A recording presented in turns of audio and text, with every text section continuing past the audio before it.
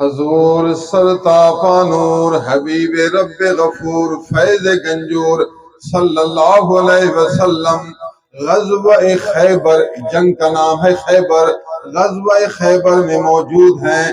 اللہ عز و جل نے اپنے محبوب کو فتح یاب فرمایا۔ حضور صلی اللہ علیہ وسلم اس جنگ میں کامیاب ہوئے۔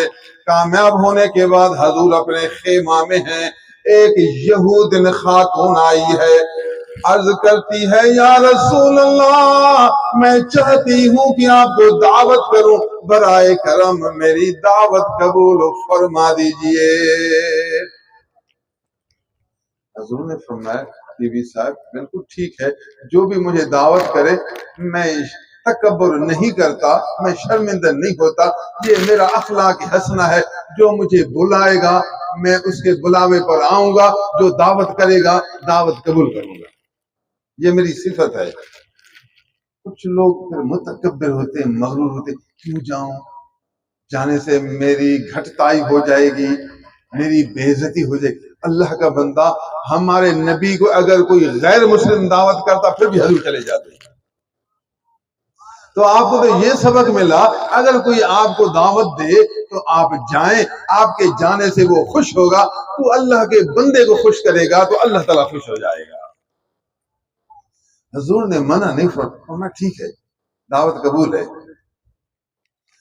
یہودی خاتون کی نیت خراب تھی، یہودی خاتون کا اندر کا حال خراب تھا، یہودی خاتون کا ارادہ غلط تھا۔ یہودی خاتون نے پوچھا اللہ کے پیغمبر کو کون سا گوشت زیادہ پسند ہے تاکہ اس کے لیے میں وہ گوشت بہتر بناؤں۔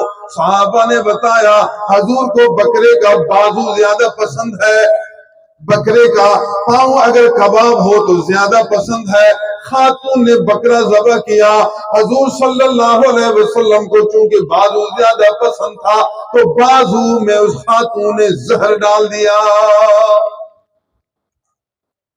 پورے بکرے میں زہر ڈالا ہے مگر بکرے کے بازو میں زیادہ زہر ڈالا، بکرے کے پاؤں میں کباب کر کے زیادہ زہر ڈالا۔ ارادہ یہ تھا کہ یہ شخص نعوذ باللہ شہید ہو جائے گا، ہماری جان سے چھٹ جائے گی، ہمارے سب لوگوں کو، سرداروں کو، امیروں کو، گھر کے بڑوں کو اس نے مغلوب کر دیا، شکست دکھا دیا، یہ مر جائے گا تو ہماری جان چھٹ جائے گی۔ شیطان نے اس خاتون کو سبق دیا، شیطان نے اس کے دل میں یہ برا خیال ڈال دیا، لیکن ہوتا وہی ہے جو میرا رب چاہتا ہے۔ کھانا تیار ہو گیا، کھانا حضور صلی اللہ علیہ وسلم کے سامنے رکھا گیا، صحابہ کو بھی کھانا ملا ہے، محبوب خدا کو بھی کھانا ملا ہے، ہر چیز میں حکمت ہوتی ہے۔ حضور صلی اللہ علیہ وسلم نے کھانا شروع کیا، ایک لقمہ کھایا، پھر دوسرا لقمہ بھی تناول فرمایا، اس کے بعد حضور نے ارشاد فرمایا اے صحابیوں اپنا ہاتھ روک لو، یہ گوشت مجھ سے بات کر رہا ہے۔ حضور نے اعلان دیا، روک دیا، فرمایا یہ گوشت مجھ سے کہہ رہا ہے اے اللہ کے پیغمبر، تو اللہ کا رسول ہے، تو اللہ کا حبیب ہے، اللہ کا پیارا ہے، میرے اندر اس خاتون نے زہر ڈال دیا ہے، پھر آگے تیری مرضی ہے، اس گوشت کو کھاؤ بھی مالک ہو، اگر نہ کھاؤ بھی مالک ہو۔ حضور نے ہاتھ روک لیا، صحابہ کو بھی روک دیا، فرمایا خاتون کو بلاؤ۔ حدیث بخاری مسلم کے اندر موجود ہے، صحیح حدیث ہے۔ یہودن تک آواز پہنچ گئی، یہودن حاضر ہو گئی، ڈر رہی ہے کہ بات تو ہو گئی۔ حضور صلی اللہ علیہ وسلم کی خدمت عالیہ میں خاتون حاضر ہوئی ہے، حضور نے ارشاد فرمایا اے خاتون بتا کیا تو نے اس گوشت کے اندر زہر ڈالا ہے یا نہیں؟ اس گوشت نے مجھے کہا ہے کہ خاتون نے میرے اندر زہر ڈالا ہے۔ خاتون پریشان ہے کہ بات تو ظاہر ہو گئی، عرض کرتی ہے اے اللہ کے پیغمبر تھوڑا ٹھہریے، تھوڑا صبر کیجئے، بردباری کا مظاہرہ کیجئے، تحمل سے کام لیجیے، تحمل سے کام لیجیے، جلد بازی نہ کیجیے، عجلت سے کام نہ لیجیے۔ گزارش یہ ہے کہ میری نیت یہ تھی، اگر آپ اللہ کے سچے پیغمبر ہیں تو اللہ تعالیٰ آپ کو بتا دے گا کہ گوشت کے اندر زہر ہے، تو کبھی گوشت سے نقصان نہیں اٹھائے گا، اللہ تعالیٰ تجھے سمجھا دے گا، اور تو اس کا پیغمبر ہے، تو اس کا رسول ہے۔ جس نے تجھے رسول بنایا، جس نے تجھے پیغمبر بنا کر بھیجا، جس نے تجھے اپنا حبیب بنایا، وہ رب تجھے ضرور سمجھا دے گا۔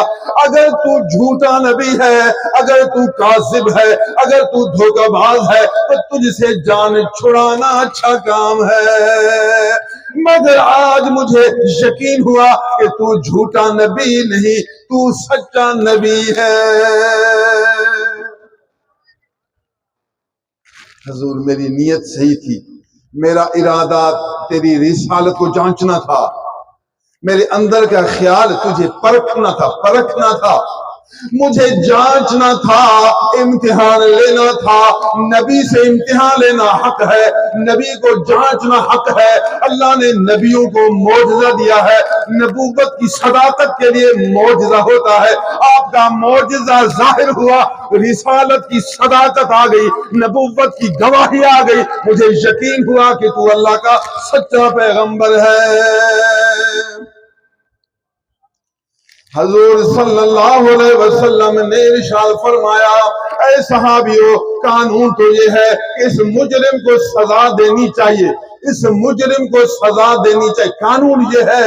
قانون یہ ہے کہ اس مجرم کو سزا دینی چاہیے، مگر اس مجرم کا جرم صرف میری ذات سے تعلق ہے، اس کا ارادہ مجھے مارنا تھا، اور اللہ نے مجھے عالمین کے لیے رحمت بنا کر بھیجا ہے۔ میں رحمت للعالمین ہوں، میری بعثت کا اصل مدار یہی ہے، اس لیے میں نے اس خاتون کو بھی معاف کر دیا۔ قانون یہ تھا کہ میں اس کو سزا دوں، میں اس کو جیل میں ڈال دوں، یا اس کو اس کی جرم کا بدلہ چکھاؤں، مگر چونکہ میری ذات کی دشمن تھی، اس لیے میں نے اس کو معاف بھی کیا اور بخش دیا ہے۔ اس واقعہ سے کئی مسائل معلوم ہوئے، اس حدیث سے، اس قصے سے کئی مسائل معلوم ہوئے۔ پہلا مسئلہ یہ معلوم ہوا کہ اللہ کے نبی کو اللہ نے اتنا بڑا مقام عطا فرمایا ہے، اس کو اتنی بڑی طاقت دی ہے کہ اس کے سامنے گوشت بھی جاندار بنتا ہے۔ یاد رکھیے کہ بولنے کے لیے زبان کی ضرورت ہے، زبان نہ ہو تو بولنا نہیں، پھر زبان کے لیے بدن کی ضرورت ہے، بدن کے بغیر زبان نہیں، پھر بدن کے لیے روح کی ضرورت ہے، جان کی ضرورت ہے۔ ہمارے نبی کا یہ مقام ہے کہ آپ کی نظر مبارک سے اس گوشت کے اندر زبان بھی آ گئی ہے، اس کے اندر بدن بھی آ گیا ہے، اس کے اندر جان بھی آ گئی ہے، جان بھی آئی ہے، جسم بھی آیا ہے، زبان بھی آئی ہے، اس کے بعد بولنا بھی آیا ہے۔ یہ ہمارے نبی کا مقام ہے کہ پکا ہوا گوشت، پکا ہوا، کباب کیا ہوا، روح اس کی نکل گئی ہے، تیار کھال کے اندر پڑا گوشت ہے، پھر بھی بولتا ہے۔ اس کا بولنا اس بات کی دلیل ہے کہ حضور صلی اللہ علیہ وسلم اللہ کے سچے پیغمبر ہیں۔ اللہ اکبر۔ دوسرا فائدہ، آپ کسی عالم دین سے پوچھیں، مولوی صاحب حدیث میں ہے کہ حضور نے 2 لقمے کھائے، اس کے بعد فرمایا ہاتھ روکو۔ 2 لقمے کیوں کھائے؟ گوشت نے پہلے بات کیوں نہیں کی؟ گوشت رکھتے ہی تھال میں بات کرتا کہ میرے اندر زہر ہے نہ کھاؤ۔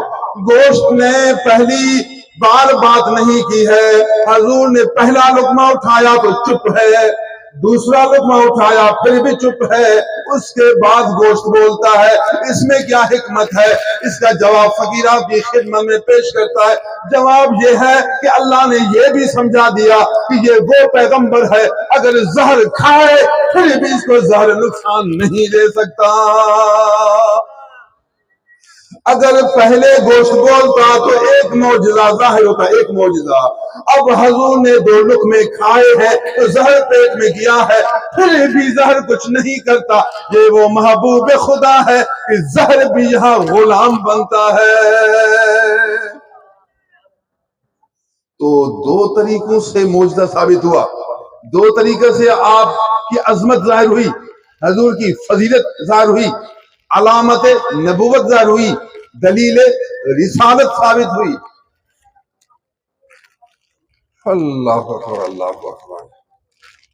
اس واقعہ سے تیسرا مسئلہ یہ معلوم ہوا کہ حضور صلی اللہ علیہ وسلم کو اللہ نے اتنا کشادہ سینہ دیا ہے، اتنا بڑا سینہ دیا ہے، دشمنوں پر بھی رحم کرتے ہیں، دشمنوں کو بھی بخش دیتے ہیں۔ ہمارا حال یہ ہے کہ دوست سے بھی لڑتے ہیں، بیوی بیچاری ہاں کر کے ہمارے گھر آئی ہے، بیوی صاحبہ بیچاری روزانہ کھانا بناتی ہے، کپڑے دھوتی ہے، گھر کی صفائی کرتی ہے، شوہر کی خدمت کرتی ہے۔ اگر کبھی کوئی تھوڑی سی غلطی ہو جائے، شوہر غصے میں آ جاتا ہے، شوہر ناراض ہو جاتا ہے، شوہر جھڑکتا ہے، شوہر بے عزت کرتا ہے، یا تھپڑ مارتا ہے، یا نعوذ باللہ جتی مارتا ہے، یا لکڑی مارتا۔ اے میرے عزیز، رسول اللہ وہ ہے جو کافر یہودی جس نے زہر کھلایا اس کو بھی معاف کرتے ہیں۔ تو اپنے بھائیوں سے لڑتا ہے، چھوٹی بات پر غصہ کرتا ہے، چھوٹی بات پر زبان کھولتا ہے، بےہودہ گوئی کرتا ہے، حد سے تجاوز کرتا ہے، لیکن محبوب خدا کی صفت دیکھیے، محبوب خدا کی سیرت مبارک سنیے کہ دشمن غیر مسلم یہودن ایذا دینے والی، مارنے والی، قتل کرنے والی، زہر کھلانے والی کو بھی بخش دیتے ہیں۔